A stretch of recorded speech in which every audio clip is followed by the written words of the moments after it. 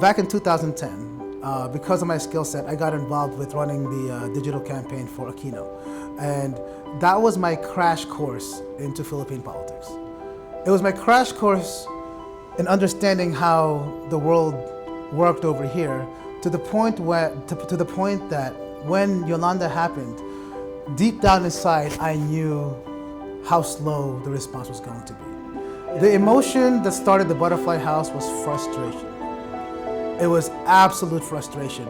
At first it was what the heck is going on? Why can't they put these in high ground? Every reaction of blaming everything. Like, okay, they're not responding right, they're not thinking about it right, they're not taking action fast enough, why aren't they releasing funds? All those emotions started coming in. But then, of course, before the frustration, I saw the faces. I knew the stress that was going on all over the Visayas. It was an emergency mode. A group of us over here came together and we said, okay, we gotta do something. We gathered some friends and we were doing these helicopter missions. So I raised money in the US side, we started gathering resources, we started dealing with all the different groups like with LBC and donations for gas, all types of things. It wasn't enough. We were just a dot in the whole scheme of things. A private group can only do so much, and what you do is you begin to not look at the problem as a whole. You look at it in terms of, can you help at least one or two or three or 10? You focus on the small numbers and try to get them taken care of, because that's the extent of what you can do at that time. But then you see the children. And then you see 6 to 8 people living in 2 pieces of yarrow, stuck together like a tent, and it starts to get hot. And you start realizing that the rains are coming, and there's mud all over the ground, and you start realizing that these kids are getting sick. And housing became a forefront in my mind, because in fact, you can actually see that a month after the storm, it was still beginning to rain hard. The tent cities were flooding themselves. It wasn't the Butterfly House right away. I actually made a lot of phone calls and I did a lot of research. So we started looking into areas that had been struck by other disasters. So I looked into container van solutions. I made calls out, how can I buy bulks of container vans and how do I logistically move them around? This is nothing that I'm familiar with at all. I'm an office guy. So to go talk about getting on the ground like that and seeing that stuff face to face and really trying to come up with solutions on the ground, that was a stretch. That was a stretch for me. But at the same time, when you saw the problems and you knew there wasn't that much response that was really, really fast enough, the motivation was there to try. So it started with the container vans. I even looked into the pallet houses. And I remember there was a news that came out at the time in December, and they said, okay, the government will build 2,000 houses by Christmas. And my first response was 2,000 houses by Christmas, that's in 3 weeks. A, yeah, right. And B, why isn't it 20,000? Why isn't it 200,000? There's 4 million people that are homeless. Shoot for a larger number, mobilize a larger force. But I saw 2,000. And even in January, that was already 2 months after the storm, I remember seeing an announcement. They're going to be building 50,000 bunkhouses. And then the number a week later went down to 23,000 in Target or something like that. And then it became 12,000 in Target. And they're blaming the trouble with MOUs for land deals, not enough collaboration. So excuse after excuse, the number kept on going down within like a week period of time in terms of their announcements. And I remember even months after that, out of the thousands and thousands and thousands that they were promising, they only built like 200 and then 300. It didn't even break 1,000 bunkhouses in terms of actual deployment. I knew that the response would actually end up being like that. And so I looked into different solutions. But then there's one thing that came constantly as a problem. Number one, the cost of these other solutions, it didn't fit the Filipino budget. It just, and in terms of scale, it just wasn't big enough. Number two, all these solutions required ground force laborers, construction workers, and skilled workers to implement. The problem was the Visayas was so devastated, even the ones that you would hire as contractors, they lost their families. They would not leave their homes because they barely had a shelter to go to, or just an empty lot. They're not going to work.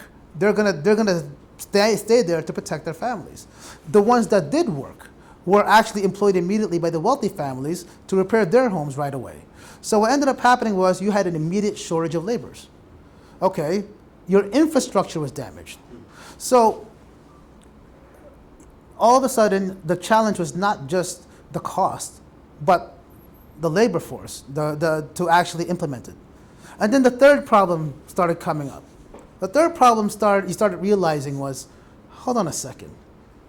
When I saw that the solution was to provide these bunkhouses, I said to myself, are you telling me that our response to 20 known typhoons a year on average, which has been part of Philippine history for generations, probably since the beginning of time, that our solution is to build a brand new construction project in a brand new location every time a storm hits? And the reality was that was exactly what we're doing. We are literally engaging in a brand new construction project. A bunkhouse is still a construction project. So how do you respond to a scenario when there's no laborers? You never know where it's going to happen, right? And at the same time, the cost for the other mobile stuff that was available around the world is just way too high for Filipinos. So December 20th was the day. The eureka moment. That was the eureka moment. It was just days and days and days of research, staying up late, looking up different solutions, banging my head, making phone calls, sending emails out, trying to find a break into a possible solution that was scalable. That was the key term. How could it be scalable? And then I have to admit, I was sleeping, and somehow with all that information digested, and around 3 a.m, I said, I bet I can make a folding house. You won't need skilled laborers to deploy that. You can make it strong enough so that it's mobile. When that happened, at 3 a.m. in the morning, I got so motivated by the thought of it. I got out of my bed. I took a knife from my kitchen, went to the other room. I started cutting up a balikbayan box. I started getting tape to actually create this folding concept. I ran out of tape, so I started using Band-Aids to actually put this thing together. And then I looked at it and I said, oh, this could work. I actually created a cardboard folding house. And at first, I thought it was the most innovative thing. And then I showed my friend on Skype, and he goes, Vaughn, you made a dollhouse. That's what you just did. You just made a dollhouse. But I said, no, this will work. And then right after that, I spent 3 straight days, no sleep, swear to you, designing this thing. Literally went on my computer and just started imagining what this thing would look like. During that time period, I would go back and forth to Home Depot just to look at stuff, because I'm not a builder. So just to look at things like hinges and wood and just, the most basic things that builders look at. And I would see what materials I could work with, right? And I challenged myself. I said, I'm going to build this house for $25,000. I want to make it the cheapest house possible. And as soon as I finished that design, I felt within those 3 days, I contacted my assistant and I said, find me a warehouse. And she found a small place in Angono, Rizal. And this place was very small. It was very dirty and dusty, sawdust in the air. And basically, I spent every single day there. And I found workers, and I found welders in that area, and we just started making it. Within 1 week, after 1 week, the frame was completed and it was folded. It was so weird that even the people that were building it couldn't believe what they were making. I remember looking at it, really exhausted. I mean, I was so exhausted. There was nobody helping me at the time. It was just myself going there and seeing what I could do. It was the very first house that I built. It was actually the first anything that I really built in terms of like a structure as a builder. I felt so humbled that I was given this idea, this vision, and I also knew if there was somebody up there that picks on who was gonna do something, I knew that he picked me because I would be the one to just kind of like put everything aside and just give it a shot. And I remember when the house first unfolded completely, folded back up, and it worked. And I didn't but myself know if it would work or not. And I realized, wow, this is amazing. And I accepted at that moment that I didn't know it. I knew that this was a holy inspiration. I knew that this was something way beyond me. And I was just beginning to fathom what climate change is a very real thing. There are people being displaced all over the world, not just the Philippines. And so if you take a look at the way people are now prioritizing their funds, prioritizing their efforts, a lot of it is reactive to natural disasters. So I envision, number one, to inspire people to take proactive positions, proactive solutions that prepare them, because we have to accept the fact that our planet is changing. But on top of that, what I see for the butterfly house is that it provides a real solution. I'm convinced of it. I know that if a disaster happens right now, we will be the fastest responders in terms of shelter, but not just shelter, long-term shelter, and long-term shelter that's secure. And because we can provide that scenario, when you look at the Philippines, that has over 100 million people, and you have populations that get displaced not in the hundreds but in the thousands at a time. The challenge is very real of how do we make as many of these houses as fast as possible. So the vision of Butterfly House will be the Henry Ford of housing. We will be, I see this producing massive amounts of houses.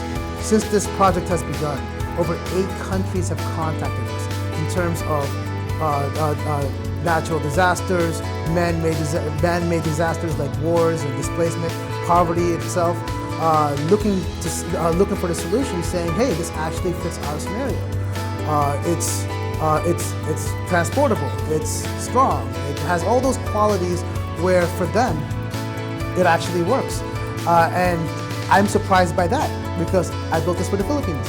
I built this for the Filipinos, and next thing you know, you have this solution which is being accepted globally. So where I see the vision of that is actually taking the Philippines from being a consistent natural disaster victim to becoming a disaster response expert for the